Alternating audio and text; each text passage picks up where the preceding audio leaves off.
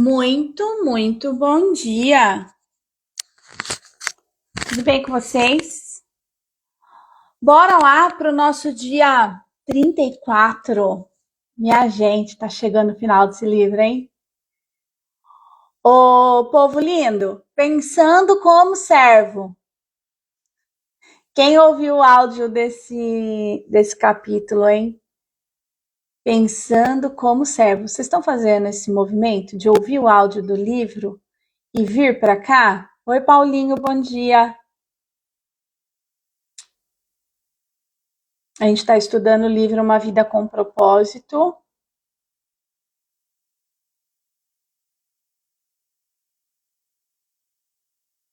Vou colocar o tema aqui da live. Pensando como servo. Esse é o título do livro, né?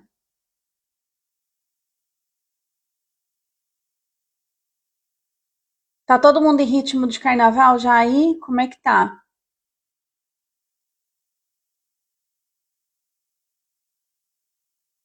Bora!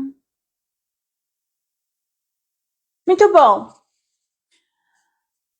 Bom, bora lá então falar desse livro. Vou deixar aqui meu slide na mão, porque eu acho que hoje eu vou usar. Tá acabando meu caderninho. Preciso pegar outro. Pensando como servo. Olha só, esse livro, a gente sabe, né? Ele é de um contexto religioso. Acho que eu bato a mão aqui. E escrito há 20 anos e tem muitos pormenores, né? E eu vou falar para vocês, esse capítulo foi um dos que eu também dei uma sapateada nele aqui. Tanto que eu vou trazer os 5 pontos que ele traz, as 5 atitudes de um pensamento como servo, mas 2 das atitudes atitude que não promovem a vida e outras 3 são que promovem a vida. Então, bora lá. 5 atitudes que um servo deveria ter segundo o livro. Segundo o livro. Pensar mais nos outros do que em si mesmo. Servo pensa como administrador e não como proprietário. O servo medita sobre o próprio trabalho e não critica o outro. O servo edifica sua identidade em Cristo. E o servo vê seu ministério como uma oportunidade. Então, o que eu separei aqui? As 2 primeiras atitudes são atitudes que não promovem vida. Eu falei para vocês que todas as nossas atitudes, a gente precisa observar sobre a promoção da vida. Essa atitude está sendo promoção de vida, eu promovo a vida do outro, ou eu promovo a morte, né, para o outro. E não é morte física desse corpo, é morte da dignidade, é morte do merecimento. Eu condeno o outro a alguma coisa, entende? Muitas vezes a gente tem esse movimento inconsciente, muitas vezes, tá? Por isso que o Brasil é o 5º país mais violento do mundo. Uma mulher fala algo, ela é condenada à morte, porque aquele cidadão, aquela pessoa não gostou do que ela falou, então condena ela à morte. As minhas ações, as minhas atitudes estão promovendo morte ou vida? Quando eu falo mal de outras pessoas, é condenação de morte. Eu não estou deixando que a integridade daquela pessoa seja preservada. Então, tem muitas atitudes que a gente tem no nosso dia a dia, apelidos pejorativos, rótulos que a gente coloca nas pessoas. Hoje mesmo de manhã, no café da manhã, eu estava conversando com o Marcel, e aí eu tive um acesso ontem a uma memória que meu pai falava que eu não tinha nada na cabeça e tudo que eu tinha não prestava. E aí isso veio muito de encontro com as ideias fora da caixa que eu tenho, né? Essa atitude do meu pai naquele momento que marcou a minha vida era uma atitude que promovia a morte, não promovia a vida, tanto que eu me calei durante muito tempo. Estou aqui nesse movimento, desbravando, né, o meu posicionamento, de falar as coisas que eu acredito de verdade, tá?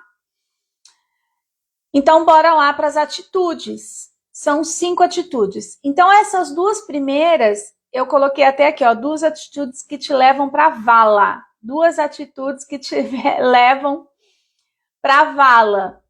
Por acaso um cego pode guiar o outro? Não. Então, se você, como servo, tem essas 2 atitudes, você está guiando as pessoas para a vala.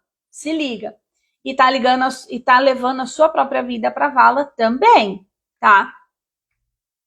Atitude número 1, então. Pensar mais nos outros do que em si mesmo. Abençoada. Essa é a receita infalível para a autodestruição. Pensar mais no outro do que em si mesmo é a receita infalível para a autodestruição. Se liga, presta atenção e pega essa aqui. Quando ele cita lá no livro perder a vida, que ele está fazendo uma menção ao evangelho que eu trouxe aqui. Pois quem quiser salvar a sua vida, a perderá. Mas quem perder a sua vida por minha causa, a encontrará. Preste atenção que eu vou contar para você algo sobre esse evangelho. O que significa isso? Deixa eu pegar aqui meu slide. Pois quem quiser salvar a sua vida, a perderá. O que é salvar a sua vida, abençoada? Muitas vezes, o que a gente quer salvar é a nossa condição de vida. É aquilo que alguém desenhou para nós. Eu querer ser engenheira, eu ia estar salvando a vida que meu pai sonhou para mim. Entende? Se eu quisesse ficar no funcionalismo público, eu ia estar salvando a vida que meus pais sonharam para mim. O que você ouviu daqueles 4 P's da castração que faz com que você fique encaixotada numa caixinha, né, numa forma que fora dessa forma você não serve. Quando você quer salvar isso, essa vida que foi sonhada para você, e você anula todas as suas vontades e soterra todas elas, você vai perder a sua vida sempre. Por quê? Quando eu tô aqui, deixa eu virar assim.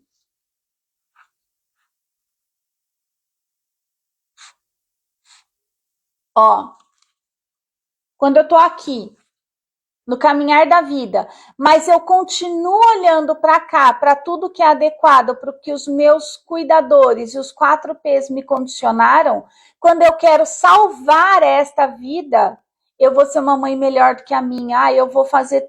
Eu fico olhando para trás para tomar as minhas ações, eu perco o quê? A minha própria vida, o eterno agora, a chance de eu fazer diferente a partir da centelha divina que habita dentro de mim. Eu não consigo olhar para o futuro, para um tempo no futuro, se eu não consigo viver a essência e a centelha de vida que habita em mim. Olha o Zé Renato chegando. Bom dia, Zé. Então, se liga. A receita infalível para a autodestruição é: pense mais no outro do que em você mesmo. É infalível. Você vai se autodestruir, vai se ralar inteira no asfalto, vai se lascar, vai lascar suas finanças. Todo o dinheiro que você fizer no seu empreender, no seu trabalho, vai servir para curar a saúde depois, para ficar nutrindo, abastecendo dependentes de você. Não sei se eu já contei para vocês, tem uma cliente do Japão que ela foi embora para o Japão há 6 anos. E ela é minha cliente de... eu fiz um processo com ela, né? E aí, minha gente, deixa eu contar uma coisa para vocês. Ela estava trabalhando, marido trabalhando, ele querendo comprar uma casa lá e não sei o que, várias coisas querendo, frutificando, as coisas estavam fluindo. E ela voltada, olhando para onde? Para trás. Ah, eu preciso ajudar minha mãe, eu preciso fazer não sei o que para minha mãe. Ela queria ficar salvando a mãe dela. Isso aqui é perder a própria vida. Quando você quer salvar a sua vida, a perderá. Quando você quer salvar a vida de quem você foi um dia, dos seus pais, da ideia que eles têm sobre você, você vai perder sua vida. Agora, quando você perde essa vida, quando você faz o corte do vínculo com a família infantil, o corte do vínculo infantil com a família de origem, ativando a sua sexualidade direcionada para a vida incrível que você deseja e merece ter, aí você passa a ganhar vida e vida em abundância. Eu vim para que tenham vida e vida em abundância, diz Cristo. Só que ele mostra como fazer isso. Ele não foi ser marceneiro igual José, entende? E aí ele traz nesse ponto, né, do livro, as oportunidades para servir aparecem à nossa frente dezenas de vezes todos os dias, dando-nos a chance de decidir entre satisfazer nossas necessidades e atender as necessidades dos outros. As oportunidades para servir aparecem à nossa frente dezenas de vezes todos os dias, é real, é real. Acontece que a gente tem que usar aquele acordo que a gente aprendeu lá atrás. A gente vai dar o nosso melhor.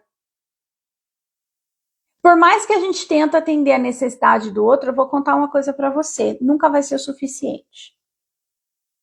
Quanto mais você dá, mais o outro quer e acha que você tem obrigação.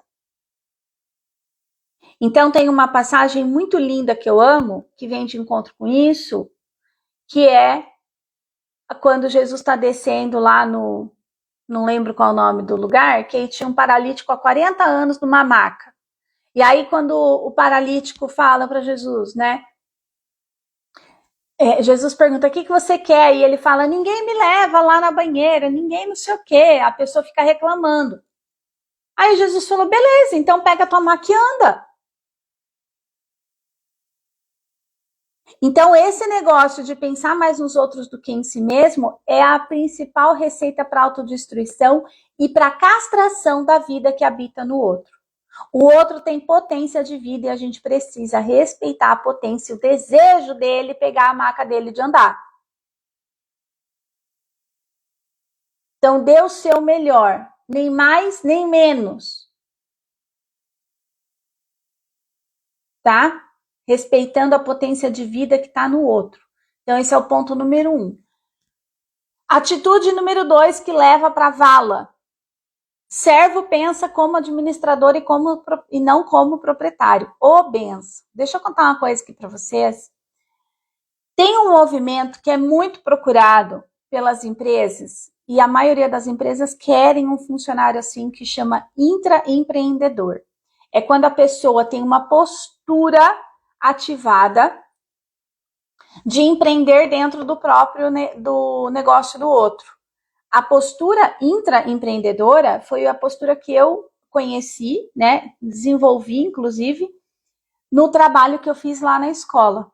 Então, essa segunda atitude que ele traz no livro, servo pensa como administrador e não como proprietário, também é uma atitude que leva para a vala, para o fracasso, para o limbo. Porque o que acontece? Quando a gente pensa com a cabeça do dono, a gente frutifica e prospera muito mais. Quando a gente pensa só como um administrador, a gente não se sente proprietário, dominante daquilo que está nas nossas mãos. A Daisy chegou aqui. A Alena também. Não sei se a Daisy tem alguma coisa de lançamento. Sei lá, parece que a Daisy trabalha com o quê, Daisy? Mas se eu tenho pessoas que não assumem uma postura de proprietário no meu time, se eu não olho para cada um que tem uma potência única, exclusiva, e ele não assume essa postura de que isso pertence a mim, que eu sou parte integrante disso, se eu não visto a camisa genuinamente, o negócio não prospera. E quando eu li essa atitude que ele propõe, que eu vi que era uma atitude que leva para a vala, que não promove vida, eu lembrei muito bem daquela passagem do livro do Servo Bom e Fiel. Por quê? Olha o que aconteceu. Sobre o pouco foste. Eu trabalho com fechamento de vendas. Olha que riqueza. Servo bom e fiel. Só sobre o bom foste fiel. Sobre o muito o colocarei. Sobre o bom, sobre o pouco foste fiel. Sobre o muito te colocarei. O que um administrador faz? Quando a parábola dos talentos, o último lá da parábola, enterrou os talentos, o que ele estava fazendo, se não administrando? Eu vou guardar isso aqui, porque na hora que ele voltar eu devolvo. Então, agir, pensar só como administrador e não como proprietário, também é uma receita que leva para o menos, que leva para a destruição. Não promove vida. Dessas duas atitudes que ele propõe no livro aqui, como ter o pensamento como servo, são duas atitudes contrárias à prosperidade e à abundância. São atitudes que levam para a vala, são atitudes que não promovem vida. Entende? Então, esse é um movimento que a gente tem que olhar para essas duas primeiras atitudes aqui. Eu separei as 5 atitudes que ele propõe no livro. 2 que não promovem prosperidade e abundância e as 3 últimas que promovem vida. E aí ele traz uma passagem dentro do ponto 2, que ele fala assim, né? Que não podemos servir a 2 senhores. E ele traz essa passagem. E ele fala, inclusive, que se você tem dinheiro, se você faz riqueza e dinheiro, você naturalmente exclui o reino dos céus. E aí isso aqui é um ledo engano. Bobagem, balela. Porque não tem como a gente ajudar o outro se a gente não tem para servir nem a nossa própria vida. E a abundância, ela é um fruto, é um resultado do que a gente faz aonde? No nosso momento presente, no eterno agora.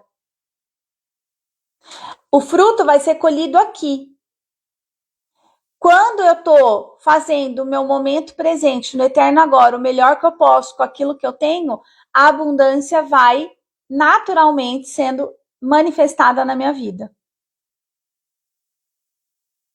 E como que isso vai acontecer? Quando eu integro quem eu sou com tudo que foi, como foi da minha história. Quando eu olho para a minha história e incluo todos os aprendizados, isso torna a minha sabedoria. Milhões de pessoas podem falar de empreendedorismo, de relacionamento, mas eu sou a única que falo da forma que falo pela minha experiência.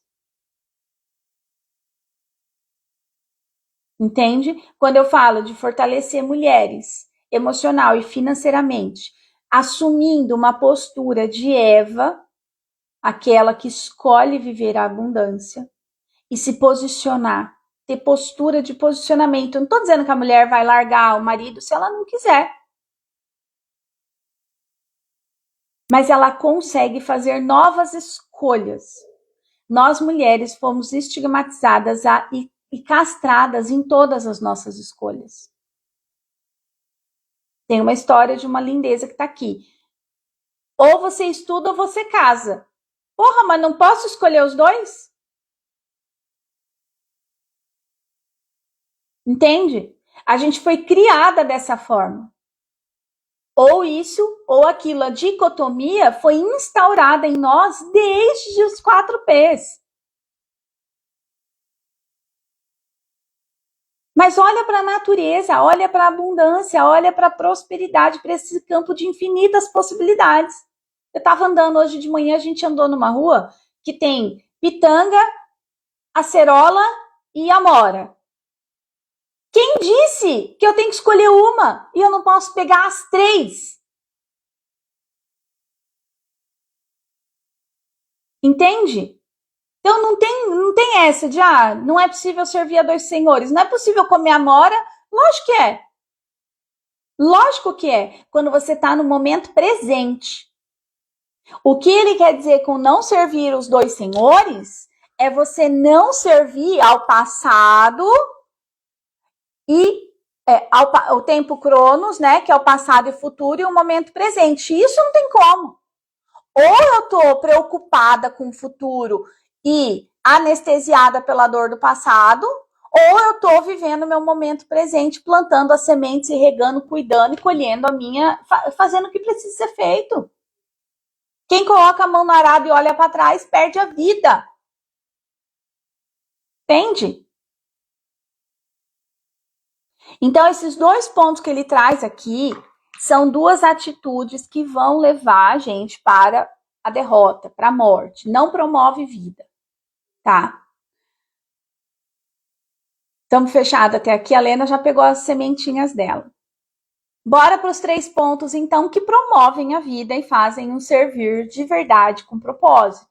Eu concordo com esses 3 pontos que ele traz no livro sobre atitudes de um servo, daquele que usa sua vida para servir ao próximo. O servo medita sobre o próprio trabalho e não critica o outro. Isso é muito real. E ele ainda traz uma... Eu não sou muito... Não é que eu não sou fã, tá? Eu tenho evitado usar menções das cartas dos apóstolos. Por quê? Eu percebo muito na carta dos apóstolos, e muitas igrejas e religiões usam bastante as cartas, porque ali já tem um olhar do viés humano, já tem o filtro daqueles homens, né? Então eu evito usar. Mas hoje eu achei interessante essa passagem que ele trouxe, que diz assim, ó, Paulo reforça. O que significa, né? Meditar sobre o próprio trabalho e não ficar criticando o outro. Aí Paulo diz: isso significa que não devemos ficar fazendo comparações, como se um fosse melhor que o outro. Temos coisas mais importantes para fazer na vida. Ninguém é melhor do que ninguém. Cada pessoa tem valor singular e inestimável. Concordo com Paulo. Concordo com Paulo. Entende? Então, o servo medita sobre o próprio trabalho. É aquela velha pergunta que eu amo fazer todo dia quando eu acordo. O que eu posso fazer melhor hoje? É um melhor um pouquinho, 1%. O que eu posso fazer de melhor hoje, dentro do meu servir? Entende? Como eu posso me aprimorar? Lembra Devia ter trazido a lousa gigante, né? Espera aí que eu vou pegar outra folha aqui. O caderninho tá acabando. Ó. Ô, Senhor. Lembra aqui desse gráfico, ó. Propósito primário e secundário. Quem eu sou e o que eu preciso aprender para ser melhor para o meu servir. É o meu propósito primário, alinhado com o meu propósito secundário, para eu alcançar o meu propósito supremo. Quanto mais eu descubro quem eu realmente sou e busco melhoria contínua, mais eu me distancio da árvore do conhecimento, daquilo que esperavam de mim. Por isso que o item 1 nos leva para a morte. O item 1 nos aprisiona aqui daquilo que é conhecido. Pensa mais nos outros do que em você mesmo. Vírgula. Vírgula. Você é a pessoa mais importante da sua vida. Depois o outro. Então, nesse ponto eu vou colocar como ponto 1 da atitude que promove vida. Tem 2 pontos que promovem a morte e o ponto 1 que promove a vida.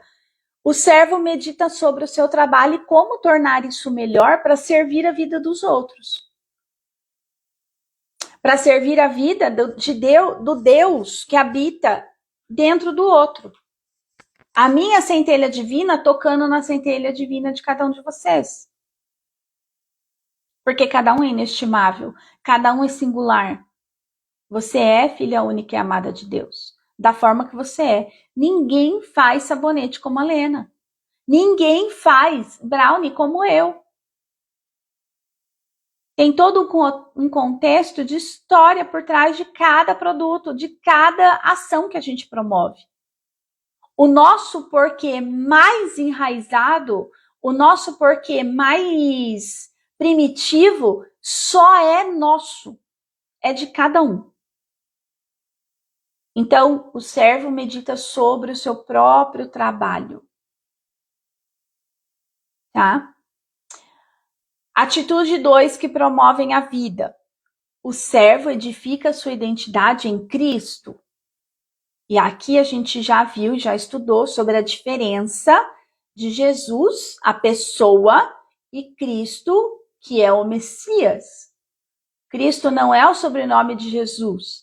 Cristo, a palavra Cristo é uma tradução de uma palavra que vem do hebraico, que eu não lembro o nome lá, mas significa Messias.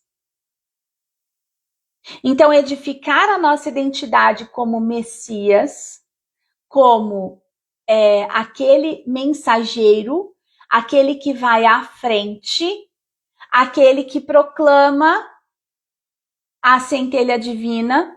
Inclusive, quando eu li essa parte aqui, eu lembrei que vós sois sal da terra e luz do mundo. Cada um de nós.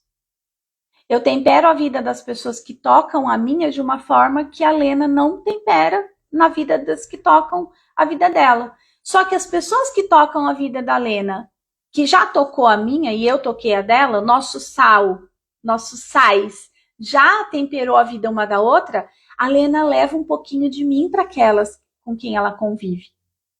Eu levo da Lena um pouquinho do que eu tenho dela para as pessoas que convivem comigo. Então, essa edificação em Cristo é porque cada um que passa por nossas vidas traz um aprendizado. E o quanto esse aprendizado me levou para outro nível e eu posso transbordar isso na vida do outro. Isso é edificar a sua identidade em Cristo, sendo quem você nasceu para ser. Não se anulando. Por isso que o ponto 1 para mim é totalmente fora do contexto. Porque o ponto 1 ele fala, pensa mais nos outros do que em você mesmo. Não, aí você se anula. Então, ter a identidade edificada em Cristo é não se anular, não se abortar. Tanto que ele diz assim, né, no livro, somente pessoas seguras podem servir. Eu concordo plenamente, mas da onde vem a nossa segurança? A memória mais primitiva que nós temos de segurança é do 0 até os 3 anos de vida. Quando a gente teve o contato, o colo, o aconchego da nossa mamãe. Quando aquele leite nos abasteceu. A segurança, muitas vezes, quando a gente fica procurando segurança no ambiente, nas pessoas, a saudade do nosso íntimo é do colo da nossa mãe. A autoestima está intimamente relacionada com como a gente vê a nossa mãe. As mulheres cuidadoras que cercaram o nosso movimento. A nossa autoestima está intimamente ligada com as mulheres. A nossa segurança por todas aquelas que passaram no nosso percurso, no nosso caminho. Até o primeiro setênio, até os 7 anos. Pode observar, muitas vezes a gente busca segurança em não falar e come. nutre por excesso, com medo de se posicionar. Esse foi o meu movimento, tô de olho nisso. O número da balança tá descendo, tá diminuindo, porque eu tô falando. A Nani chegando, lindeza. Muito bem-vinda, bom dia, Nani. Então, esse movimento de edificar a sua identidade em Cristo, esse movimento de somente pessoas seguras servem, é muito real. Tanto que ele traz um exemplo que eu gostei, que diz assim, né? Que fala de Jesus quando lavou os pés dos discípulos, né? A gente servir a vida de pessoas, a gente não olha se ela é mais ou menos favorecida. A gente faz aquilo que o nosso coração transborda. A gente transborda aquilo que a gente está cheio. A gente vai dar o nosso melhor, mas daquilo que a gente tem, nem mais nem menos. E o ponto 3, que é o servo vê seu ministério como uma oportunidade. O servo vê seu ministério como uma oportunidade. Oportunidade do quê? De transbordar para o outro aquilo que seu coração está cheio. Sabe uma coisa que outro dia eu vi? Acho que foi o... Não lembro o nome dele. Thiago Brunet. Thiago Brunet estava outro dia, falou uma frase que me marcou, que é assim... eu não sei se foi o Thiago Brunet agora. Não sei. Não vou dar crédito a ele, porque eu não sei se foi ele. Que dizia assim... Não fique esperando que você vai chegar no lugar e ser agraciado, abençoado. Seja você o portador da graça. Olha que riqueza isso. E isso me traz com esse terceiro ponto da atitude. Quando eu estou segura de quem sou, integro no meu coração tudo que eu vivi, descubro a minha real identidade e vou descobrindo ela ao longo do percurso. E aí, quando eu chego num lugar, eu me vejo como luz da terra e sal, luz do mundo e sal da terra, e como portadora da graça, ao abrir minha boca, eu sirvo a vida daquelas pessoas e abundo aquele lugar com a graça. Entende? É muito mais do que... Isso vai para além daquelas recompensas que o nosso ego procura. Aquela segurança de que, será que as pessoas vão gostar do que eu estou falando? Quem não gostar, não gostou. Será que as pessoas vão gostar da essência que eu estou colocando no meu aromatizador, no meu sabonete? É o melhor que você está fazendo? Se ela não gostar, ela tem todo o direito de não gostar. Olha a variedade. Gente, eu li esse capítulo ontem, né? E hoje, na hora que eu estava saindo para caminhar, eu olhei para o meu jardim aqui na frente, ele tem muitas rosas de diversas cores e tal. E tem uma vermelha que ela é muito, mas muito, muito, muito perfumada. Você acha que a rosa laranja tá se lixando para mim se eu não gosto do perfume dela? Ela tá lá exuberante, de que ela se sente inteira. É só a gente olhar para a natureza. Entende? Então, quando a gente faz o melhor que a gente pode com aquilo que a gente tem na mão, e a gente olha para o nosso ministério, para o nosso servir, para o nosso trabalho como uma oportunidade de transbordar a graça na vida do outro, naturalmente, quando você serve com retidão no coração, a abundância é só fruto. É só fruto.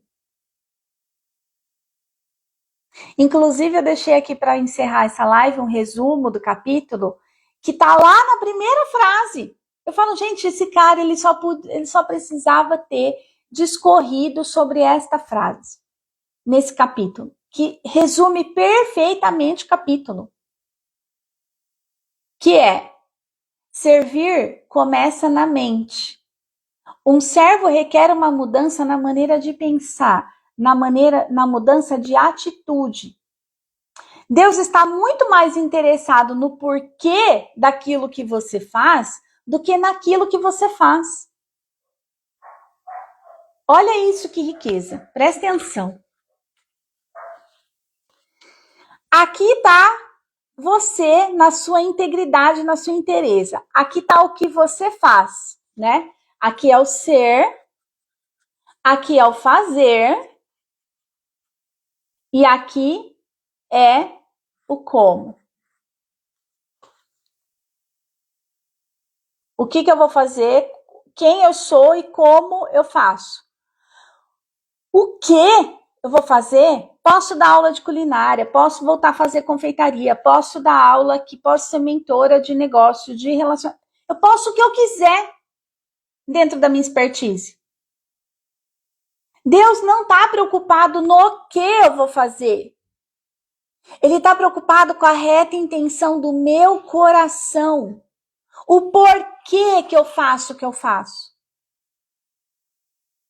Se eu faço para salvar alguém aqui de trás, para necessidade de aprovação, medo de não ser reconhecida, se eu começo a fazer firula, Deus não se agrada com isso. Ele tá, é tipo a planta lá, a florzinha laranja. Ela não quer saber se eu gosto ou não do perfume dela. Ela tem a sua beleza única e própria. Deus não quer, não está interessado no que você faz, mas por que você faz. Quando eu olho para o meu porquê, que cada dia fica mais claro para mim, por que eu falo o que eu falo e faço o que eu faço e uso o contexto bíblico, trago menções do evangelho, por quê? Porque foi exatamente esse movimento de castração que me aprisionou por muito tempo numa relação abusiva. Eu achava que era a minha cruz. Quando eu ouvia, Jesus já deu a vida por você, quem é você para abandonar essa cruz? Eu estava vendo a minha vida ser ceifada. E eu não estava fazendo nada. Quando eu olho para o meu porquê, fortalecer emocional e financeiramente mulheres para assumir essa postura de Eva, aquela que escolhe, eu escolho viver a abundância, seja provando amora, cerejinha, acerola, acerola, pitanga e framboesa, né? Falei 3 frutas que não estavam, outras que não estavam lá. Eu escolho provar a diversidade da vida. Eu escolho provar e viver a minha essência. Eu escolho colocar para o mundo as ideias fora da caixa. Se isso ajuda outras mulheres a se fortalecer, inspira outras mulheres a se movimentar, Deus não vai olhar para o que eu estou fazendo, mas a intenção que está no meu coração. Eu não tenho dúvida de que você acha que Deus quer mesmo que o Brasil continue no 5º no ranking do país mais violento, matando mulheres? Com certeza não. São filhas únicas e amadas dele, do Criador, do todo. Então, esse movimento, desse resumo, que a gente precisa começar a mudar a nossa mentalidade, é real. Mas qual é a intenção do nosso coração quando a gente muda as nossas ações? Para qual direção essa ação está te levando? Ela está te levando para o propósito supremo? O como é por conta do Criador. O quem eu sou e o que eu faço, o como eu vou descobrindo no caminho. Eu já pensei que eu vou ter uma escola, tem nome a escola, eu já pensei que eu ia ter uma cooperativa, eu já pensei em várias coisas. Mas sabe uma coisa que eu descobri? Uma coisa que eu descobri recentemente, inclusive, eu ia falar isso ontem na aula e esqueci. Eu tenho ousado sonhar menos. Eu coloco uma visão de futuro ali, tipo no meu radar, para ter um norte. Mas eu vou te contar que aquilo que a gente sonha não chega aos pés de quando a gente alcança o propósito supremo. Quando eu desenhei a lista do meu par ideal e eu fiz esse exercício, promovi um curso que trata, ensinei mulheres a escolher o par ideal e fiz todo esse movimento, quando eu olho para o homem que eu tenho hoje dentro da minha casa, ele não chega aos pés da lista que eu desenhei. Porque Deus não demora. Deus capricha. A gente que é muitas vezes ansiosa, antecipada, de achar que nós é que sabemos o que é melhor para nós. A gente tem uma vaga noção. Então se preocupe em dar o seu melhor. Que o que é teu já está reservado, abençoado. E não é qualquer coisa. Beleza? Conta aqui como foi essa live para você. Comenta. Para você que vai assistir gravada, deixe seu comentário para saber. E lembrem-se, toda segunda-feira agora lá, vem para o grupo VIP do WhatsApp. Toda segunda-feira uma masterclass para falar de cliente, planejamento e faturamento. Ontem foi a primeira masterclass, esse vídeo é do dia 6/2, dia 5/2 foi a primeira masterclass de planejamento. Cabeças explodiram, muitas ideias surgiram, e quem teve ao vivo aproveitou, e quem não teve pode acessar a gravação que está lá no YouTube, tá? Segunda-feira que vem a gente vai falar de clientes, e eu vou trazer os exemplos que eu tenho da confeitaria para estimular vocês a buscarem novos, de repente, né, ideias de fomentar ideias, né? Vou tirar as ideias fora da caixa. Contei aqui para vocês hoje de uma virada de chave que eu tive ontem com relação a uma fala do meu pai, né? Que ele dizia que eu não tinha nada na cabeça e o que tinha não prestava. E aí eu não concordo mais com isso que ele falou, tanto que eu ando falando as coisas por aí, né? E ontem eu trouxe as ideias que eu colocava em prática no meu negócio na confeitaria para a galera que teve ao vivo. E você pode acessar a gravação e ver lá as ideias. Quem sabe surgem novas ideias aí para o seu negócio e você poder faturar mais aí em 2024, tá? A Lena falou, você nos enche de esperança na vida. Ai, que delícia! Inspiração e motivação, duas coisas que eu aprendi, né? Que bom, fico feliz, viu? Então, ó, um beijo grande no coração de vocês e vejo vocês qualquer hora. Tchau!